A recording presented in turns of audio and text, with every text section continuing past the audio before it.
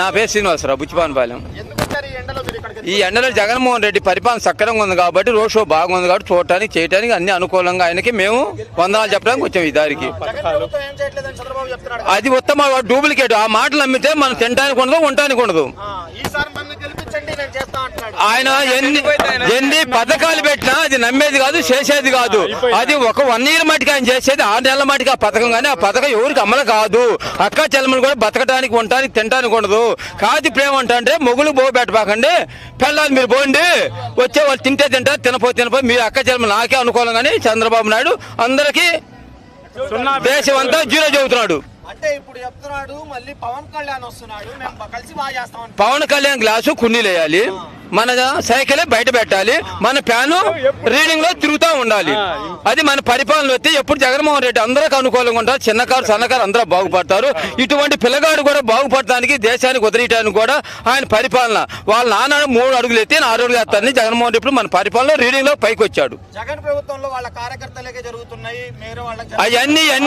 అవన్నీ ఉత్తమ మాటలు. అవన్నీ అంటే వాళ్ళేందో పొందుదామని మాటలే కానీ అంత తప్పితేమీ లేదు. బురదల్లే మాట తప్పితే చంద్రబాబు నాయుడు చేసే మాటలు మొత్తం డూప్లికేట్. ఆ మాటలు అమ్మితే మన పిల్లలకి బోగొట్టు దొరకదు. రాబోయే కాలంలో నీళ్లు వస్తే వ్యవసాయం బాగుంటుంది, పరిపాలన బాగుంది, జగన్ పేరు బాగుంది, దేశం మొత్తం పరిపాలన చక్కగానే ఉంటుంది. అన్నిటి రెడీ.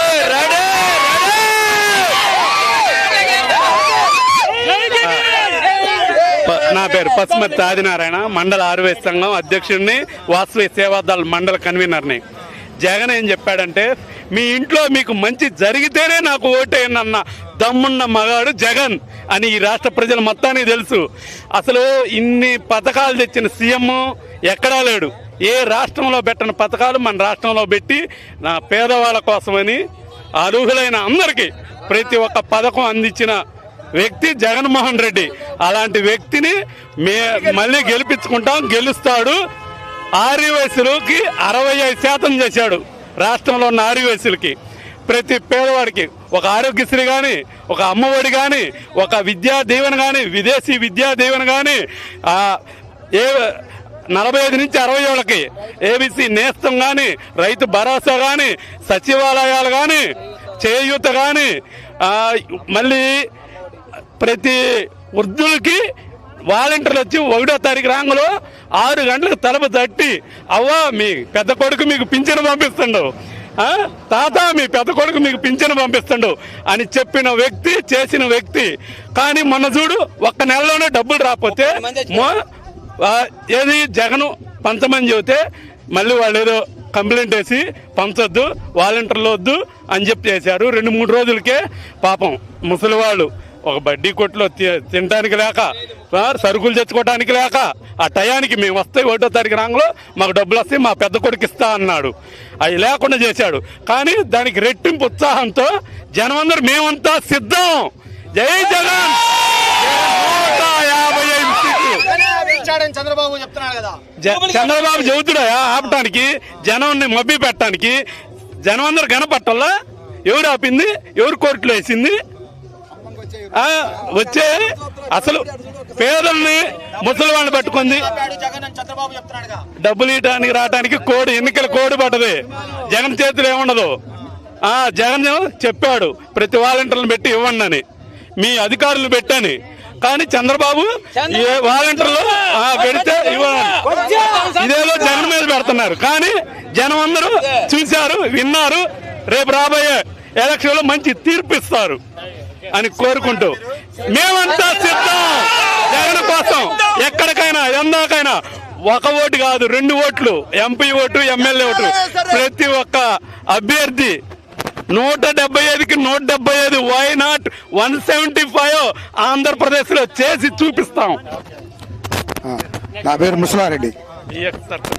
చెప్పండి. జగన్ మేము సిద్ధం అనే యాత్రకి చూడడానికి వచ్చాం.